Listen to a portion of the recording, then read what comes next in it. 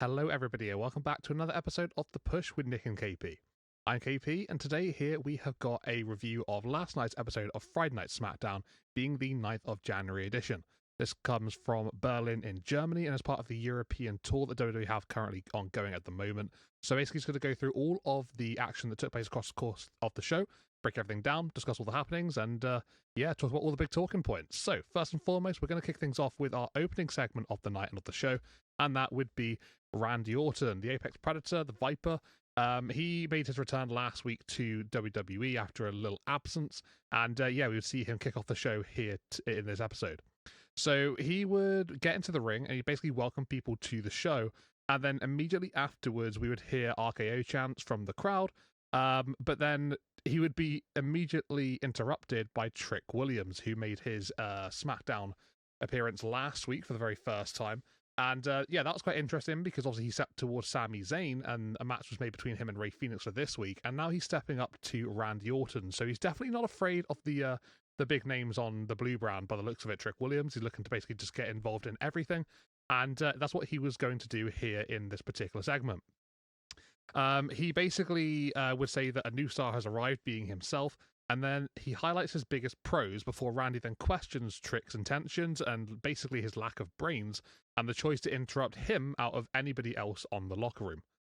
Trick says that he made sure he came over to Germany to make a statement towards Randy Orton before he then turns his back on Randy during the confrontation. Randy reminds Trick Williams to never turn his back on himself and that he'll let this one slide. Randy knocks Trick down to the mat after a little bit of a comeback from Williams himself. And a little bit of a small brawl sort of erupts between the two men. Trick ends up being knocked to ringside after getting hit by the Hangman DDT. And then we see The Miz trying to take advantage of the situation. He would get up into the face of Randy Orton, try and attack him from behind, would lay him out on one occasion. And then when Randy was trying to get back up to his feet, Miz looked for a skull-crushing finale, but it would be Randy Orton who would reverse that, counter it, and he would hit an RKO, and that would knock The Miz down and end the segment. So, quite an interesting start here. Randy looks to make his way back to backstage. Then we see Rey Fenix making his entrance ahead of the matchup coming up immediately afterwards with himself and Trick Williams. So, transitioning nicely into that opening contest, then we would have those two go one-on-one against each other. And this was quite a fun matchup, to be honest with you. Trick Williams looked pretty good on his first SmackDown matchup here. And Rey Fenix, we don't really see too much of him. So I think any sort of inclusion that he has in the show is always nice. He always brings a lot of energy. There was quite a lot of high risk moments in this matchup. And, obviously when you bring that sort of style that Rey Fenix does, you always have that little bit of a risk. But to be honest, I think for the most part of it quite worked, to be honest with you.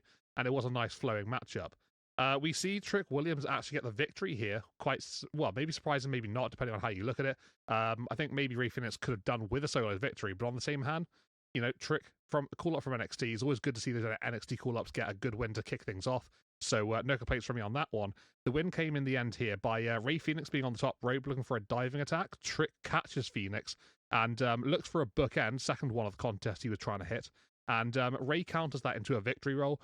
Before then Trick shifts the weight for himself onto Rey's shoulders, and that'd be long enough just to get the 1, 2, 3. So maybe just a snatch to victory there, just like grabbed out of nothing. But a win's a win for Trick Williams up against Rey Fenix here, and what a start to his record here on the main roster. So fair play to Trick Williams, getting a win over Rey Fenix.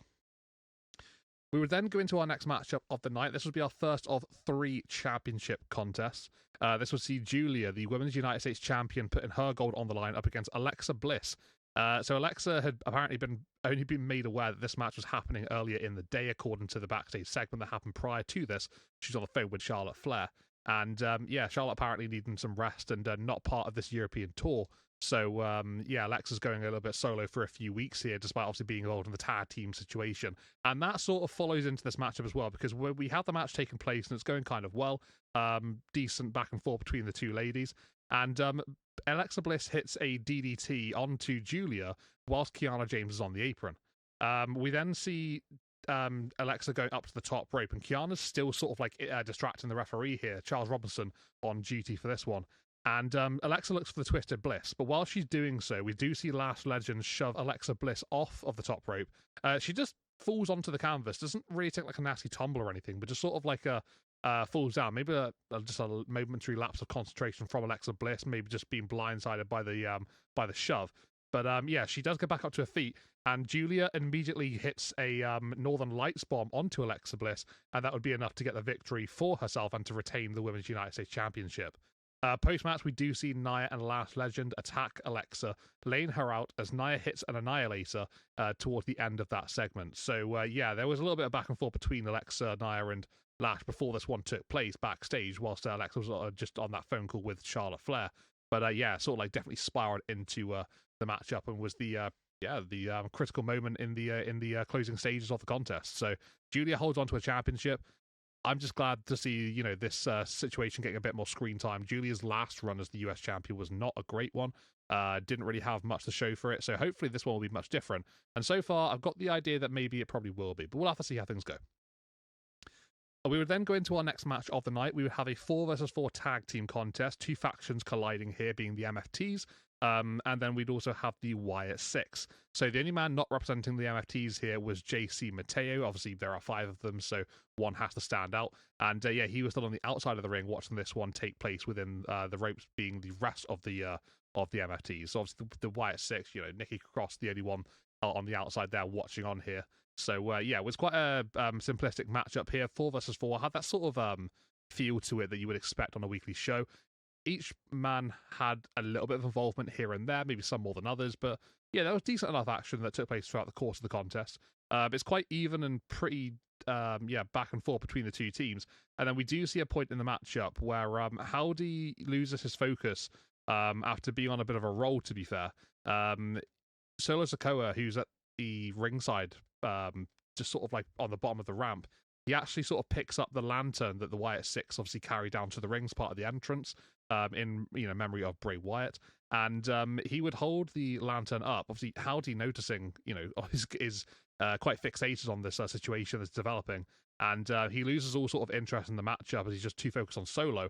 And that's when Tama Tonga is able to take advantage here on behalf of the MFTs. He hits his cutthroat, which is his finishing maneuver, and that would be enough to give the MFTs the victory here after Tama Tonga would pin Uncle Howdy in the ring. Solo would actually take the lantern, with him when the MFTs are sort of like celebrating on the ramp. They actually get towards the just the start of the entranceway, and he would still be holding the lantern alongside the rest of his MFTs. So yeah, this could be a pivotal part of the story that continues to develop here. Now the lantern is involved, and it seemingly has been taken by the MFTs and Solo Sikoa especially. So that could be a bit of a story to take going forward here. But yeah, big victory for the MFTs. They're on a bit of a roll, to be fair. They won that Survivor Series matchup not too long ago, 5 vs 5 elimination, and obviously they got a victory here, 4 vs 4 against the Wyatt Six, including the tag team champions. So yeah, take that as what you will. So that was our first half of Friday Night SmackDown. We're going to go into our second half right here, right now, and that would be a one-on-one match between Jordynne Grace and Alba Fyre of the Secret Service. We would see a pretty dominant display here from Jordynne Grace. There are moments of Alba Fyre shining and, just doing little bits here and there just to keep the match rolling on smoothly. But in the end, we would see Jordynne Grace pick up the victory. She would hit a package powerbomb onto Alba Fyre. We would see then Chelsea Green, who's on the outside supporting Alba, get up onto the apron in order to try and distract Jordynne Grace. But Jordynne throws Alba into Chelsea, knocking Chelsea to ringside, before then she hits Alba with the Beast mode, which would be enough to get the victory in this matchup. Grace, she's sort of making her way back to the backstage area. She's walking up towards the entranceway, and we hear Jade Cargill's music hits, and she makes her entrance immediately, just sort of like going straight to Jordynne Grace. She actually circles her like a shark, and then she asks if Grace thinks that she did something special just then, before actually warning her that she's on Jade's show, and that she is that bitch, was what she's been saying recently in a number of appearances. So yeah, Cargill seemingly sort of, has the attention of Jordynne Grace here. Grace has the attention of Cargill. Seems to be a little bit of a, stare down on a couple of occasions now. This is the latest one between the two ladies. So yeah, maybe that's sort of, just signifying that we could get something a little bit more between the two going forward. We then went into our next match of the night, which was the Carmelo Hayes put his gold on the line against Shinsuke Nakamura, obviously United States Championship matchup here, and the first official open challenge of Carmelo Hayes' reign. He had a match against Johnny Gargano last week, which was advertised, so this is the first official open challenge. But yeah, this one was a pretty good matchup, to be fair. Shinsuke Nakamura rolled back the years, to be fair. Never once I think that he lost the ability to wrestle, but we didn't tend to see too much of that in, well, the last, like, I want to say 8 or 9 months, really. Probably since he actually had the United States Championship last time. Is probably the most recent time they actually saw him showcase in a decent way. But yeah, it was a pretty good matchup here between both men. Very, very competitive. There were some close moments throughout the entire contest. There was some really just high-octane offense. Just, yeah, it was a really nice matchup that just really had a nice flow to it. We see Shinsuke Nakamura hits a couple of, like, decent-looking Kinshasa-style maneuvers, one off the second rope, and then I'm going for another one as well. And Shinsuke looks to hit the proper Kinshasa, the one that's, like, you know, got all the style and panache to it. And as he's going to go for it, he gets caught by Melo in the first 48. Melo then hits nothing but net off of the top rope, and that allows him to pick up the victory here and to retain his United States Championship. Both men shake hands post-match in a sign of respect towards each other. And then, yeah, they go their separate ways. But yeah, it's a decent matchup, to be fair. Really good contest between both men. Yeah, thoroughly enjoyed this one. Thought it was, yeah, just a solid contest. Before we go into our main event, we would see a promotional package after that matchup. And this would see Nick Aldis in his office. He would actually have an announcement regarding the WWE Championship, which is about to be defended by Cody Rhodes against Drew McIntyre. But he would announce a number one contenders tournament.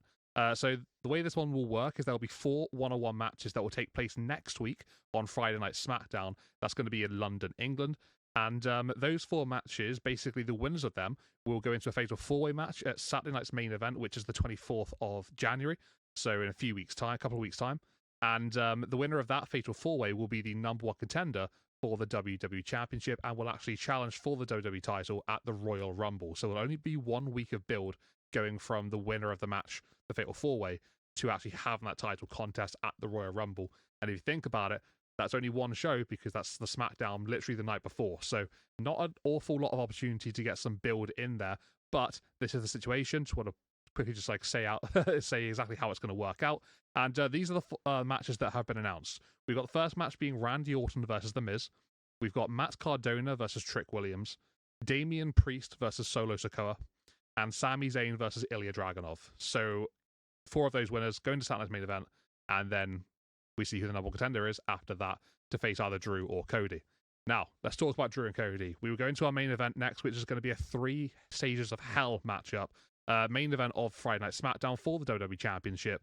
And this would go all the way to a 3rd stage to the surprise of absolutely no one. It would be 1-1 after the first 2 stages. In the first one, which is a standard wrestling matchup, we would see Drew McIntyre win this first contest he sort of accidentally pulls, I don't know if it's accidental, but it looked like it was meant to be accidental sort of thing. But he accidentally pulls the turnbuckle off as he's being sort of like pulled by Cody out of the corner. And with the referee trying to go and fix the turnbuckle, Drew just straight up low blows Cody before then hitting a Claymore, and that'll be enough to see him get the victory in this first fall. So 1-0 to Drew McIntyre. We would then go into a Falls Count Anywhere contest for the second stage, and Cody would win the second stage by basically countering McIntyre, who was looking for a Claymore onto Cody through the underside of the announce desk, which we've seen in previous sort of months going into this whole big build they've had for a long time. Yeah, one of those times actually, he would hit the Claymore on the underside of the announce table, putting Cody out for a little while. But in this occasion, like I said, Cody countered it. He would actually hit a super kick onto Drew. And then he gets Drew onto the announce table, hits a crossroads, and would pin Drew right there and then to get it to be 1-1 in the matchup. And we would then go into our 3rd stage, which would be the Steel Cage contest. So, the way this one went down is there's sort of like a bit of a clumsy fall onto the ropes from both men. They're sort of like on the top rope on the far side of the cages. We're looking at it from the hard camera. And they both take a tumble onto the top rope, legs either side of the rope, so naturally, one area being exposed and taking the brunt of the offense, which is not great for these guys. And they both get hit by the same thing. Drew would land it first, and then Cody immediately just sort of like follows and does the exact same thing. So both men are pretty much out of it. They're absolutely spent by this point anyway. We're a good half an hour, or I think just shy of that into the matchup. So it's quite a long thing going into this. And yeah, once we get to that position where both men are completely out of it and they're sort of like trying to get themselves back up to their feet,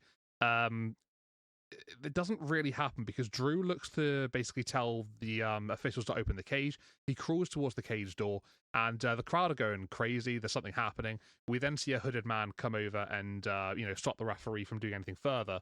The hooded man stares into the face of Drew McIntyre before then revealing himself after taking off the hooded clothing to be Jacob Fatu, a returning Jacob after being essentially attacked backstage. Rumors say it's Drew. Drew said it wasn't him. You believe what you want at this point. We still don't have a solid, valid answer here.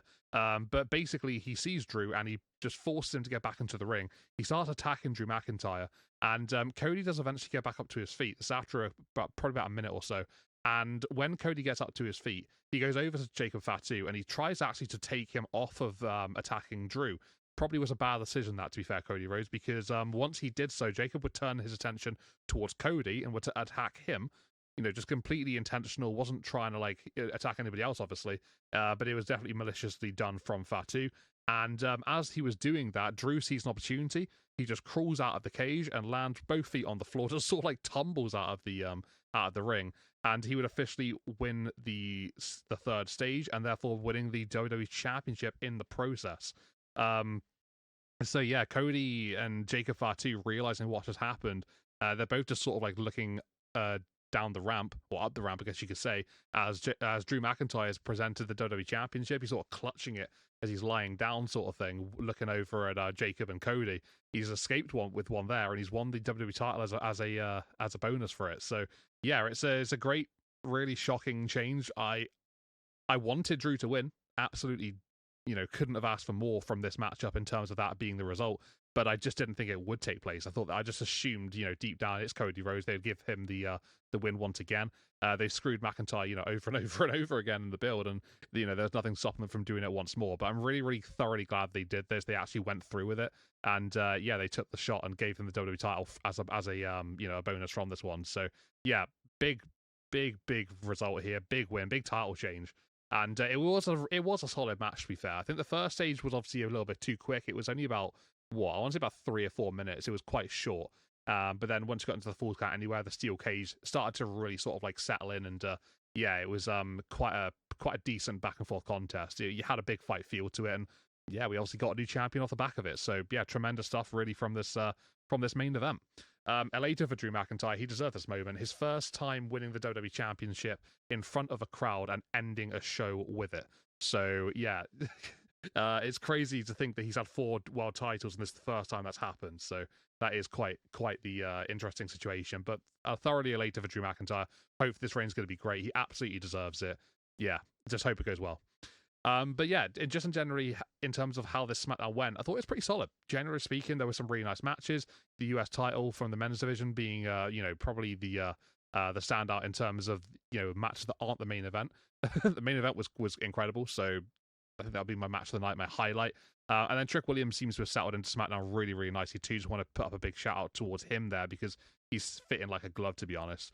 And yeah, just generally was a pretty solid show. Loads of people were involved here. Loads of people were featured. Jordan Grace's first matchup on SmackDown, which was well done, to be fair, from her stance. She was quite dominant and, looked to be the real deal. So yeah, I thought it was a really, really good episode. I gave it a 9 out of 10, this one. It doesn't take too much to say it was a good, solid show. So yeah, ever since the new year, SmackDown's got to 3 hours. Lo and behold, things are better. Who would have known? They just got more time to do everything now, and it's just great to see. It's quite refreshing, actually. So that has been this episode of The Push, a recap of Friday Night SmackDown. For those of you guys that are here watching or listening to this one, I really appreciate it. Thank you very much for tuning in. Let us know in the comments what you thought of this one, whether it was as good as SmackDown as I made it out to be, whether you liked it, disliked it, whatever. We'd love to hear your thoughts, so let us know in the comments what you're thinking. And if you did enjoy this one, please consider hitting a like on our video, subscribing to our channel, and to keep up with future releases coming up very, very soon. We're always doing loads of stuff over here at The Push, exciting little projects, and the weekly stuff happening each and every single time. So, for now then, guys, thanks very much for tuning on in. This has been The Push with Nick and KP. We'll see you all next time. Take care. Goodbye for now.